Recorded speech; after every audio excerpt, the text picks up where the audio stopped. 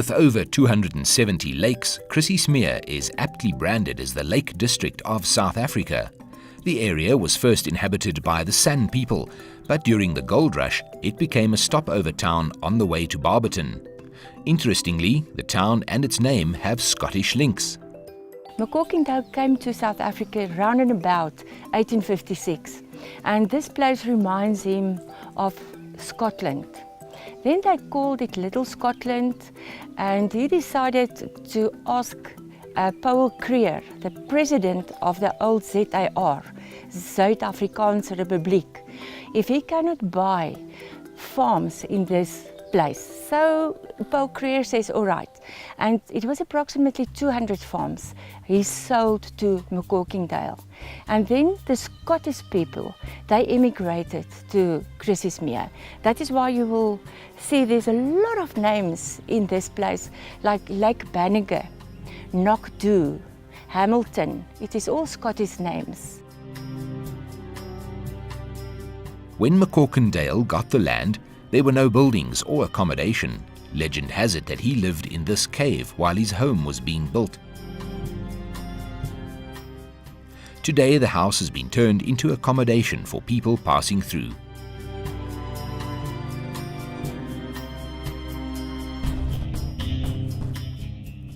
A more curious place to stay in town is the Jailbird Cottage.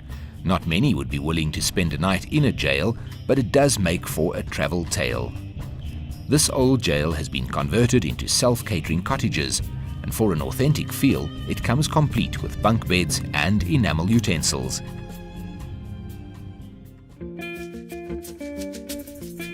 For more conventional country accommodation, there is Florence Guest Farm. With its earthy sandstone design, it doubles as a luxury wedding venue.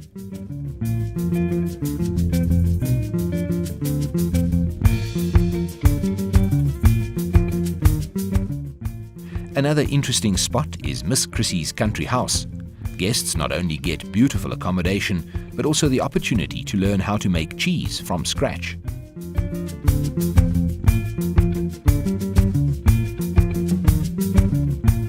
A trip to the local graveyard is not exactly the typical school excursion, but it's exactly what these kids do. The children gather with their teacher each year at this gravesite to commemorate the passing away of Lieutenant Swanson, who was killed in battle trying to save a private Cornick's life. He was engaged to be married to a lady who unfortunately had to leave behind in England, and each year on his death a parcel arrived at the post office, and every year after that a box arrived, and the flowers have been placed ever since. The children at the school now proceed to do this each year in October. Chrissiesmeer has historical and physical charm, but it's the lakes that make this an attractive place for visitors from as far as Japan.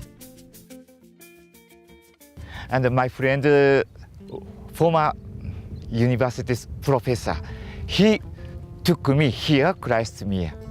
That then, I was surprised because rich nature and all people are very friendly, gently. So I wanted to stay here, but that then I must work at Japan. So try to come to Chrissiesmeer almost every year. Chrissiesmeer is a very, very special place. Anyone that comes here will tell you that it's a combination of things. It's the environment, it's the people. We have some very special things in Chrissiesmeer. What probably makes it, well, 5 things that kind of stand out for me is the fact that our lake, is Lake Chrissie, is the largest freshwater lake in Southern Africa when it's full. Chrissiesmeer also falls in the heartland of what you call the Panveld, which is a very unique ecosystem. We have 270 lakes and pans that are seasonal within a 15-kilometer radius of the town. We've also got 7 of South Africa's rivers that start here, and we're the head catchment area for most of South Africa's water. From an eco side, we have some amazing things. We've got over 200 species of bird that are found here, a lot of them endemic, and many people come from all over the world just to see 2 or 3 of the species that are here. We also have a festival here for the cranes. This is one of the main breeding areas for the crowned crane, or mahem, which makes it very, very unique. As a threatened species, the crane is protected by the Endangered Wildlife Trust. It's the African Crane Conservation Program, and we work in partnership with the International Crane Foundation. And in South Africa we have a couple of projects across the grasslands. So I'm the field officer for the Highveld project, so looking at specifically at crane, wetland, freshwater conservation in the Highveld region of South Africa. The entire wetland and ecotourism prospects are under threat from the mining industry. But unfortunately on the Highveld and in the Chrissiesmeer area we now have the threat of mining. We're talking about open cast coal mining, so the impact is very big in terms of visual impact, noise, dust pollution, habitat loss to the species. So mining will really have a very big impact on what we're trying to create and conserve in the area. And that's why we are very concerned about the current mining applications in the Chrissiesmeer area.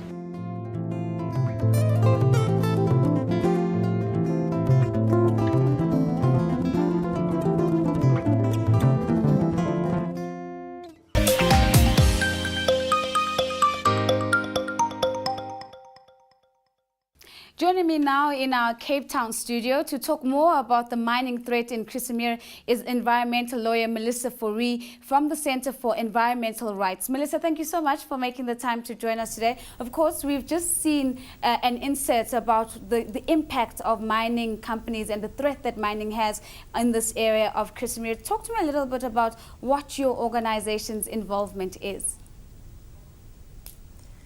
We are very concerned about Chrissiesmeer as a symbol, really, of what's going on in Mpumalanga, but in mining in general in South Africa, and coal mining in particular. Chrissiesmeer is one of those really special area. It's been recognized repeatedly by different institutions and in different spheres as an area of critical biodiversity importance and of important aquatic ecosystems. A couple of years ago, 2 years ago, the Minister of Mineral Resources, Susan Shabangu, in fact said that it was so important that she was intending to declare it as an area off limits for mining for a 3-year period. Unfortunately, she's never really taken that any further. And in the meantime, her department has accepted an application for a large open cast coal mine in that very critical biodiversity area. So it's, we have to start asking questions about what the Department of Mineral Resources really wants to achieve with all of this, starting to impact on our really important areas that provide important ecosystems to our country.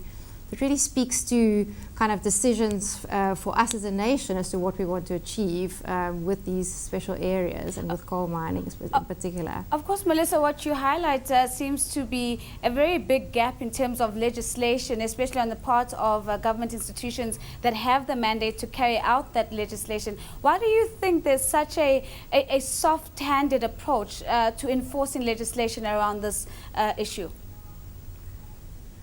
I mean, it's a complex issue. Primarily, we suffer from a lack of political will as a country. I think there is business interest that is speaking loudly than any other concern in this country.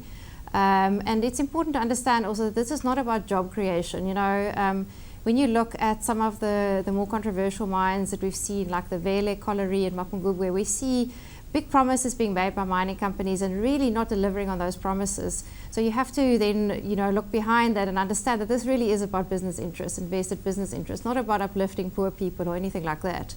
As for compliance and enforcement, of course, we'd like to see far more stringent conduct by the authorities, all the departments involved. But the Department of Mineral Resources really has they've always claimed this function of regulating the environmental impact of mining for themselves, and they're still holding on to it in the current law reform process. And yet they've never, ever shown any commitment to enforcing that legislation.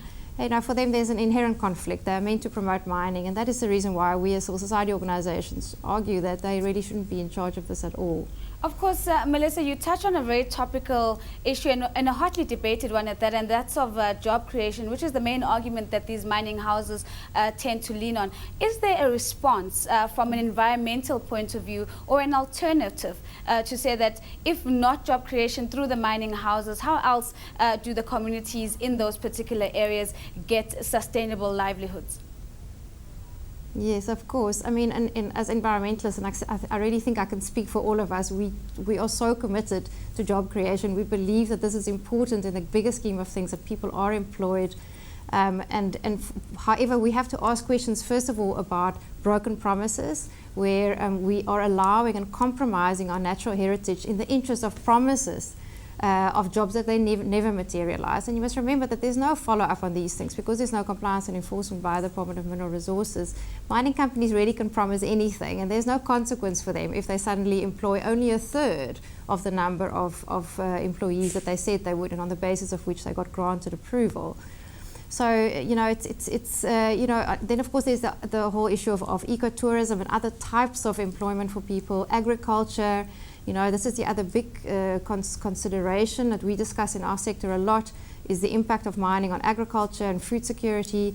You know, of course, agriculture also employs a lot of people in South Africa. So you know, that's the other thing that we really need to give consideration to. What is it that we want for our people in this country? You know, do we want to allow big companies to come in, take what they can get, and repatriate all of those dividends offshore, which is what we're seeing is happening at the expense of our environment, our natural heritage, and you know, quite frankly, a lot of this is life and death issues. I mean, you cannot eat coal and you cannot eat money. You have to drink water and you have to eat food. So these are really important principal decisions for us to consider and to take as a country. Of course, Melissa, I think you raised very relevant points, and I want to come back to one that you touched on briefly, and this is the concept of ecotourism. What would it take to leverage more jobs from ecotourism?